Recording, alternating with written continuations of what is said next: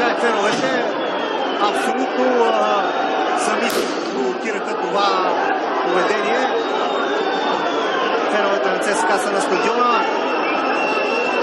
Уважаеми зрители, влезнаха да се саморазправят червените фенове. Попрегнат. Сплашени футболисти на Аждот. Мисля, че трябва да се случва тук на стадион на Българска армия.